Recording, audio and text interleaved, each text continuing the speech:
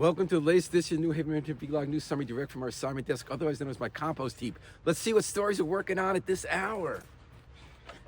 Well, bad news for people who drive buses and cars. If you want to speed through intersections and you don't see a cop, 15 intersections have been approved by the state to get those new cameras that catch speeders and red light runners.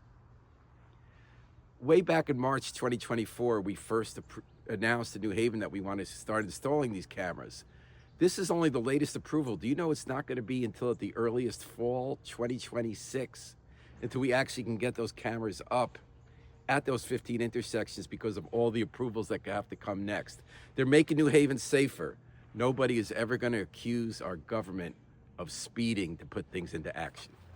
Well, here's one way a city is safer: when people feel they can open their phones and call the police if something bad happens, like domestic violence. This week, because of the actions of federal immigration agents, some people said they're going to think twice about doing that. I'll tell you why.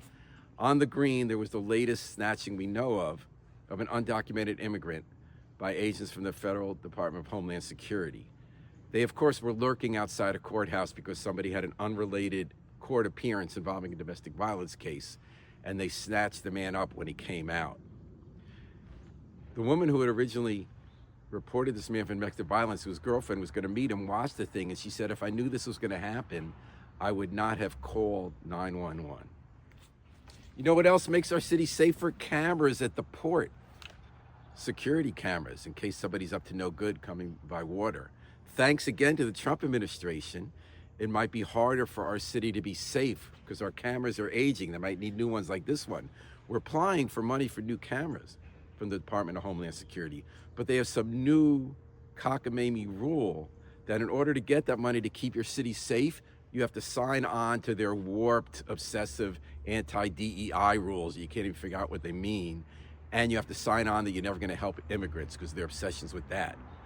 The Ellick administration now, for the third time, has sued the Trump administration about attaching that condition to the money. Way to go. That's how we'll really keep our city safe, by fighting back. Well, I got this sticker Thursday at City Hall. It's safe and easy to vote early this year in the municipal elections. Every day except the Monday before Election Day, you can go from 10 a.m. to 6 p.m. to City Hall or to Schwartz Hall on Fifth Street on the southern campus and cast your vote early. And there are all these contested races: mayor, city town clerk, board of ed, and in some cases alder. We have 3 different parties to choose from: Democratic, Republican, and working families. Democracy is safe and free, at least for now, until the Trump administration, which has been installing election deniers to try to screw up with future elections, is safe. I got to vote from people from each of the parties. I thought democracy was safe and free and alive. I wonder who put power tools in this compost heap. And actually, there's a neon vest in there, an emerald necklace and earrings and a tiara. Uh-oh, you know what? I better cut this short. Until next time, this New Haven Vlog News Summary. Remember, let's always pick up and recycle our trash while we still can.